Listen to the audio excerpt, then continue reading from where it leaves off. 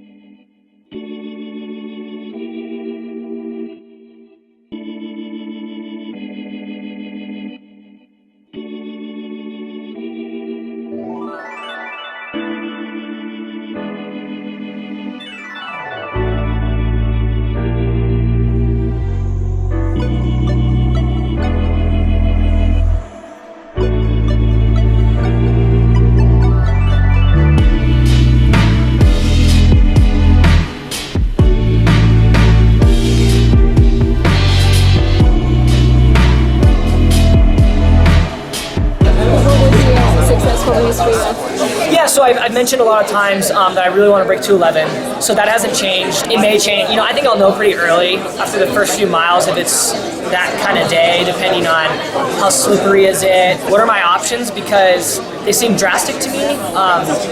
The front of the race is going way too fast for me, and I've heard that the American contingent would like to go 66, right under 66, which is a nice pace, but for how I mentally need to run, that doesn't work great for me. It's a little too, I wouldn't say slow, it's too relaxed. What would also make it successful is, like I said, just running hard for the full distance, no walking. That would be great, no walking. Finishing the marathon and feeling like, hey, I ran engaged for 26.2, and like you said, just keep building that brand as just being someone who trains hard but also races hard.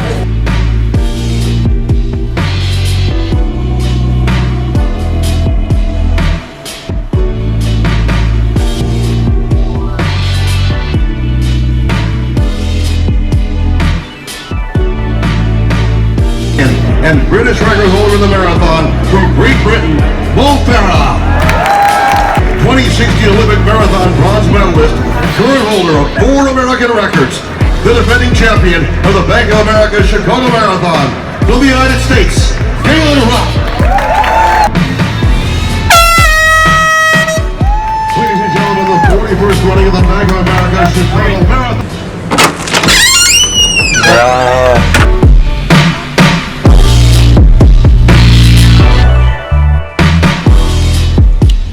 I was feeling really good. I wasn't feeling great this week, and then yesterday I felt really great on my run, my shakeout, everything, just confident, relaxed. And then yeah, this morning, I mean, it's just hard in these big races. They want you in so many places, and even like you can barely do strides because like between the national anthem and like how far they let you, but still just feeling really good. It's a long race, so you're not usually too worried about it. I liked the weather. I was worried about, I thought it was pretty slippery, but you know, it was not raining or anything, and the temperature felt really nice, so I was excited.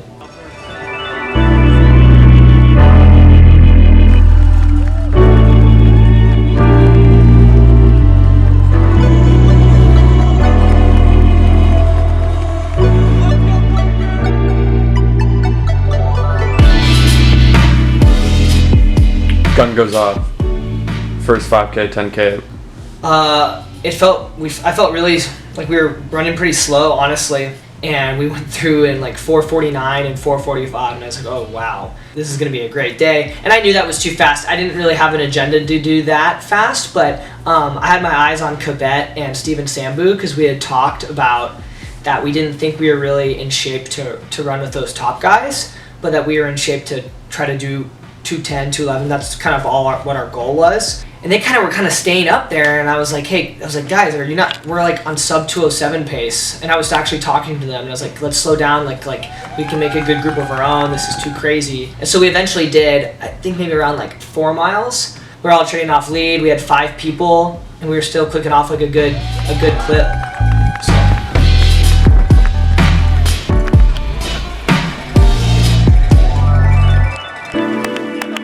Let's go, Parker! It was mainly Quebec leading, sometimes Sambu, and then Quebec and I. You know, even though those other guys weren't helping, it was kind of cold and like windy at times. It was nice to have 5 bodies like there to kind of feel like, hey, if you got tired, you could relax behind some people or just like that. It was nice to have those people there. I was starting to notice, I feel like we'd be running as like, oh, we're gonna run a 4:55 here, and then we would come through and we'd run like 5:01. So I was starting to get a little worried like about that because 5:01 was a great split, but it just seemed like our effort wasn't matching up, and then kind of that trend continued on. But still, I mean, we were through 65:12, so I was like, you know, breaking 2:11 is a possibility, but either way, you know, probably got a really good shot breaking 2:12. Really excited about that too. At least took a shot at it.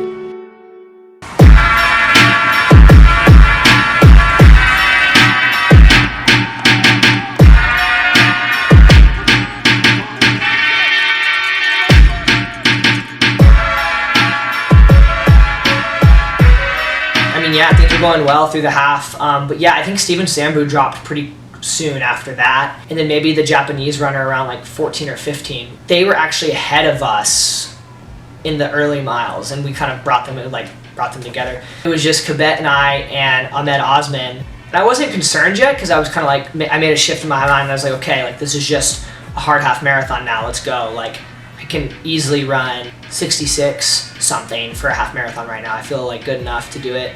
You know, and that obviously wasn't the case.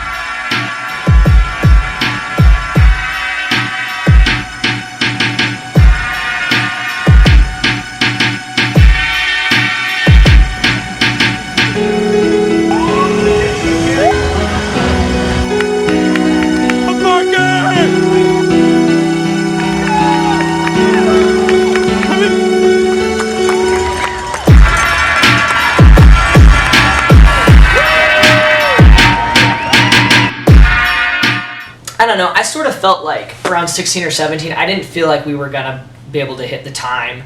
I felt like the slippery course and the conditions were starting to catch up to us. Like I felt like we were in good shape, but it just wore on you a bit. We'd be feeling good running a group, and then someone would make a good little surge to pick the pace back up, and we'd run like 5:03, 5:04. So it was like, even with people trying to like put some effort into it, just the splits stopped coming. Like they weren't coming anymore. Now this has changed. Like forget about that and just compete really well with your group. That's like all you can do now. So I just went to that kind of mode, like just kind of sitting behind and then moving up every now and then when I felt like I could, and just doing a pure race. I was like, I know we're slowing down.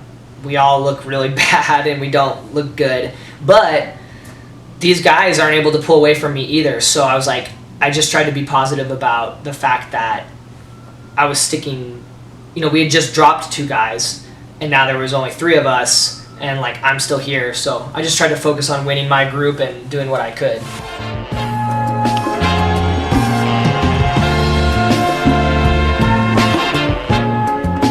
Yeah, I don't know what's next. I'm not gonna run another marathon for a little bit. I think